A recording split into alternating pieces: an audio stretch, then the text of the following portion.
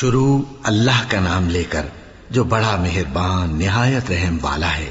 الف لام میم، یہ کتاب یعنی قرآن مجید، اس میں کچھ شک نہیں کہ اللہ کا کلام ہے، پرہیزگاروں کے لیے رہنما ہے جو غیب پر ایمان لاتے اور آداب کے ساتھ نماز پڑھتے اور جو کچھ ہم نے ان کو عطا فرمایا ہے اس میں سے خرچ کرتے ہیں، اور جو کتاب اے پیغمبر تم پر نازل ہوئی اور جو کتابیں تم سے پہلے پیغمبروں پر نازل ہوئیں سب پر ایمان لاتے اور آخرت کا یقین رکھتے ہیں۔ یہی لوگ اپنے پروردگار کی طرف سے آئی ہوئی ہدایت پر ہیں اور یہی لوگ کامیاب ہیں۔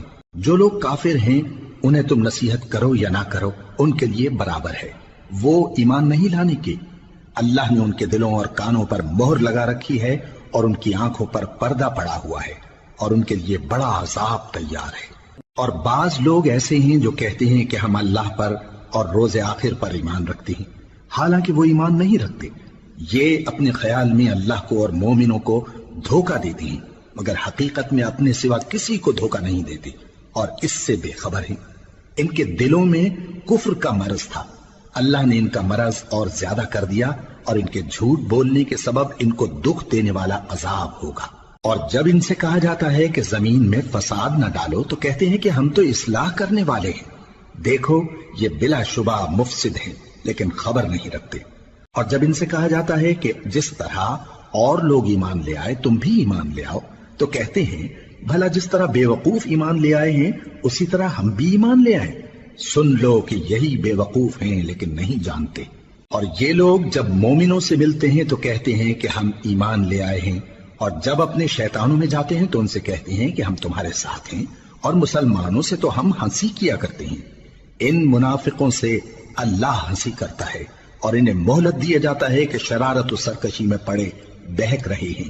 یہ وہ لوگ ہیں جنہوں نے ہدایت چھوڑ کر گمراہی خریدی تو نہ تو ان کی تجارت ہی نے کچھ نفع دیا اور نہ یہ ہدایت یاب ہی ہوئے۔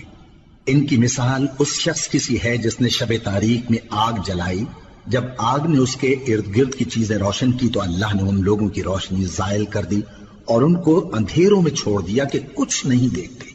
یہ بہرے ہیں، گونگے ہیں، اندھے ہیں کہ کسی طرح سیدھے رستے کی طرف لوٹ ہی نہیں سکتے۔ یا ان کی مثال مے کی سی ہے کہ آسمان سے برس رہا ہو اور اس میں اندھیرے پر اندھیرا چھا رہا ہو اور بادل گرج رہا ہو اور بجلی کوند رہی ہو تو یہ کڑک سے ڈر کر موت کے خوف سے کانوں میں انگلیاں دے لے۔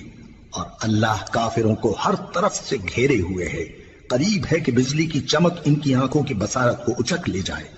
جب بجلی چمکتی اور ان پر روشنی ڈالتی ہے تو اس میں چل پڑتے ہیں، اور جب اندھیرا ہو جاتا ہے تو کھڑے کے کھڑے رہ جاتی ہیں۔ اور اگر اللہ چاہتا تو ان کے کانوں کی سنوائی اور آنکھوں کی بینائی دونوں کو زائل کر دیتا۔ بلا شبہ اللہ ہر چیز پر قادر ہے۔ لوگوں اپنے پروردگار کی عبادت کرو جس نے تم کو اور تم سے پہلے لوگوں کو پیدا کیا تاکہ تم اس کے عذاب سے بچو۔